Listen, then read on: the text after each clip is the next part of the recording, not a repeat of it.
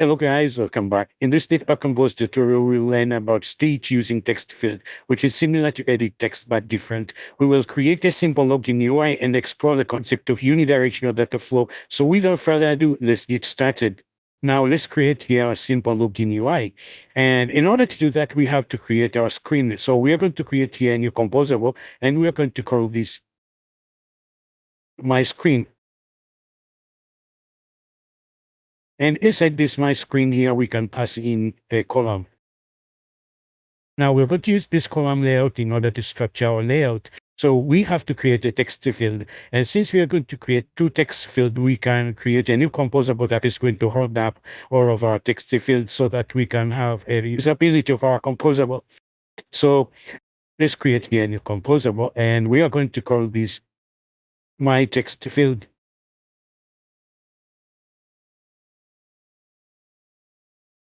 And now let's pass in here default parameters, and we can pass in here a label.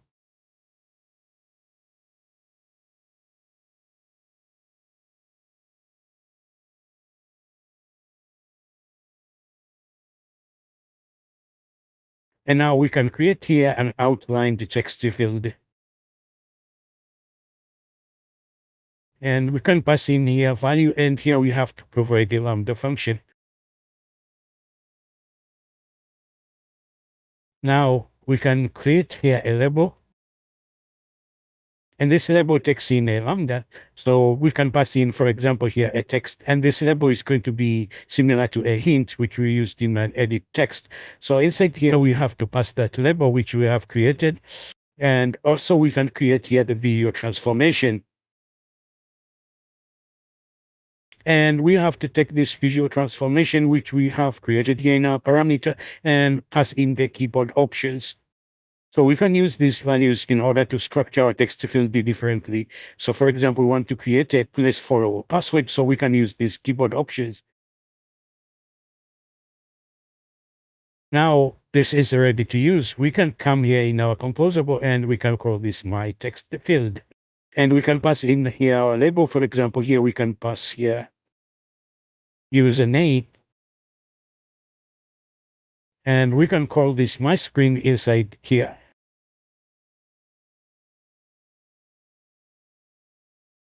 Now let's try and run our application and see what's give us. Now our app is launched. Let's try and type inside here anything. And as you can see right now, there is nothing which is changing. And this is because the text field does not have a state. Thus, it cannot update itself. We have to handle this ourselves. Let's dive in and see how to create a state and create a state for composable. So state is any value that can change over time. For example, a variable in a class or a database. In our case, we want to change the text as a result of user typing. Now let's create a new variable that can hold our state. Now, there are different ways which you can use to declare states. For example, here we have a first way. We can use this the normal way, and you can use the remember keyword. And this remember is going to calculate and store this variable during composition time. So when we're initializing this remember function, it's going to be remembered, and during the composition, it's going to return the stored value. So right now, this is the first way. For example, here we can pass a mutable state, and then we can pass a mutable state of a string. And this is the first way. And the second way, you can use the by, and which is a delicate method, which you can use just to access it directly, and you can get the value and the set value. Right now here we have created this, and there is another way which you can use to declare. For example, here, which we are going to use, we are going to create here a text, and we can pass in here a set text. Now, right now here, you can just call the text. And inside here, we are going to pass in our set text. Now let's try and run our application and see how it's going to be. Now our app is launched. Let's try and type inside here and see. And as you can see here now, the app is responding in because we have created a state. So let's complete our UI, and we can see other states, and we can learn about state hosting. Now let's finish up here our UI, and we can create here a new text field, and we are going to call this password. So inside here, this password, we want to structure this in order to have the visual transformation. And we can pass in here a password visual transformation, keyboard options, in order to structure this to be a password keyboard options. Now here we are making this to be a password keyboard option, and we can try to structure this. For example, here we can pass in the vertical arrangement.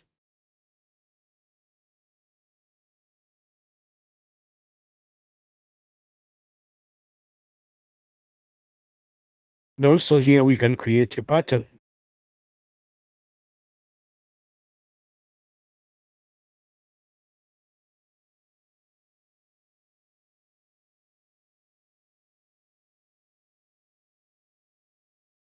And now we can try to arrange this button to the end. So right now here we have created here our text fields. Also, we can try to rerun our application and see the changes we have made.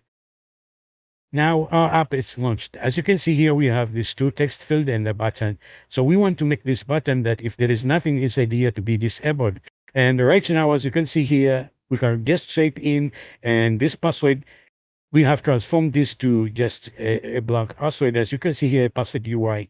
So let's jump in and we can learn about state hosting so that we can reuse that state in order to disable this button. Okay, you may be wondering, what is a state hosting? So state hosting is a pattern of moving state to a composable scalar to make a composable stateless.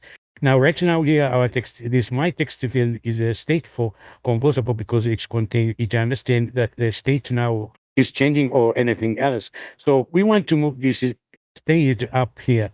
And by making a composable stateless, we can reuse it and we have a single source of truth and we can easily test our composables.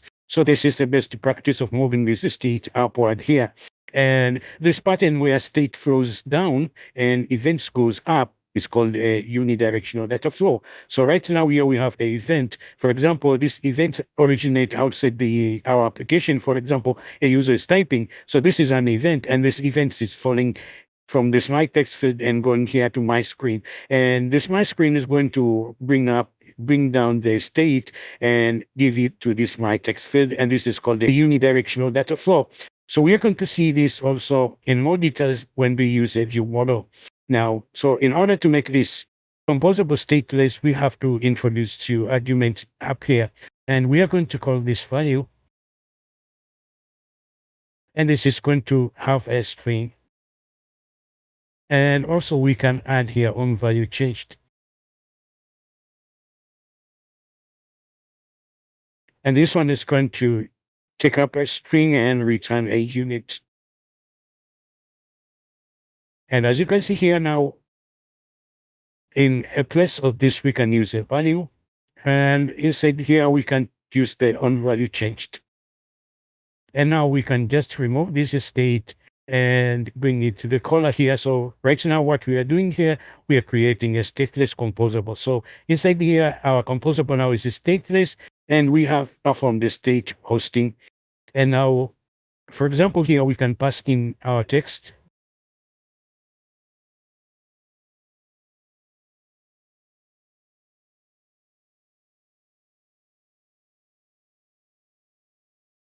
And we can pass in here our text. And because we have two text field here, so if we use this one, it's going to, yes, being using what is typed in this text field is going to happen in this text field. So what we have to do here, we have to just duplicate this. And we can create here a text, another state for this second composable. And right now here, we can pass in text. Text one, and we can pass in text one. So right now, let's try and rerun our application and see how it's going to be. Now the app is launched and nothing has changed visually, but we have performed the state hosting. And right now here, we can try to disable this button if there is nothing which has been typed inside here. So we can jump inside here and there is another parameter here is called enabled. So we're going to use this state which we have created if text is not blank, and also And also if text one is not also black, so it's going to just limit this button if the text is not, there is no any text inside here. And this is because we have created this state upside here. So we can use this state here to disable this button. Let's try and rerun our application and see. Now the app is launched again. As you can see here, the button is just disabled because we have not just typed in all of these composables. So right now, if we try to rotate this our app, you can see that the data is lost. And this is because the remember will be only remembered only when there is a recomposition. But if that recomposition is just killed, then recreated, it's going just to lose all of its data. Now, in order to solve this, we can use a ViewModel, which is a life cycle aware and not using this remember. Now, let's host our state inside the ViewModel. So we are going to create here a ViewModel class, and we are going to call this just my ViewModel, and it's going to extend the ViewModel. And then inside here now we can create a state. So here is the place where we can just initialize our state, and we are going to create a text state, and this is text state. We are going to use a delegate method here by, and we use a mutable state. And then we pass in here inside a string. And then we can import here the get and set value. And now if you press Ctrl Q, you can see this mutable class is the single value holder whose reads and write are observed by composable. So it's quick to observe this by a composable. If anything is going to change here inside, we are going to reuse it. And we're using this by because we don't want to be calling here .value in just different places. So we can duplicate this and create this one. We can call this password. And right now we can create here our events.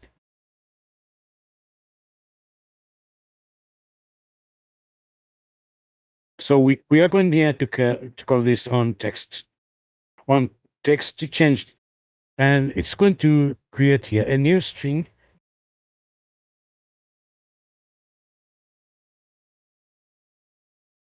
Yeah. And this one is going to be on password changed. And now here we can update our UI by calling the text. And we can initialize this to the new values. And the same here, we can change the password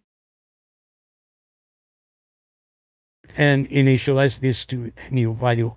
So inside here, we can just initialize our ViewModel.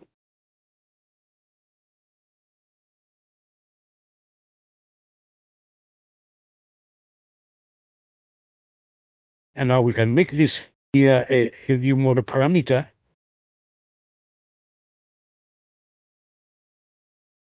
And pass in here my ViewModel. And right now here, we can just remove this state because we don't need it anymore. And let's change this one, these values here. For example, here we can use the ViewModel.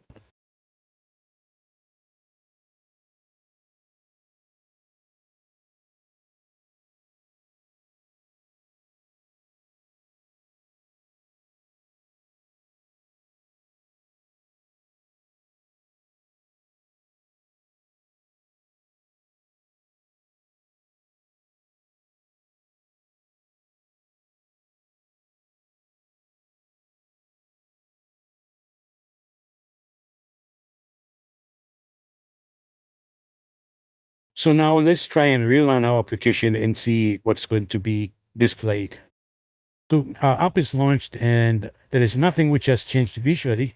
As you can see, it is just similar to the first time. Now let's try and reset here our device. You can see that the data persist configuration changes, and this is because we have used the ViewModel. So now we want to click this submit button here and show a snack bar. And let's just do this right now. In order to show the snack bar we have to create. We have to use a scaffold. So a scaffold allows you to implement a UI with the basic material design layout structure. So it provides slots for the most common top-level material components. For example, the top up bar, the floating action button, and showing a snack bar. So in order to do that, just let's cut this here, and we can call this scaffold. And we can use this composer, so we can pass in a scaffold state. So this state is going to be used to launch up the snack bar. And now in order to do that, we have to create a state. And here we have to create a new state, and this is the built-in state. So we are going to call this a scaffold state, and we use a remember scaffold state. So in order to launch up the snack bar, we have to create a curative scope so that we can. Now let's create here another variable, and then we're going to call this scope. And we can call this remember curative scope. And we can use this scope in order to launch up this snack bar. And we can pass in here a scaffold state. So right now, just let's pass in the state down to this composer. So we can pass in here scope. And this one is going to be curative scope. And also we can pass in a scaffold state, and inside this scaffold, in these two parentheses here, we can pass it the my screen, and we can pass now the scope and the scaffold state. So we want to use this button in order to show the snack bar. So right now inside this on click, we have to launch the corrected scope. So we can use this scope, and we can launch here, and we can call the scaffold state, and we can use this snack bar host state, and we can show snack bar. So inside here, as normal, we can pass in here a message. For example, here we can say hello.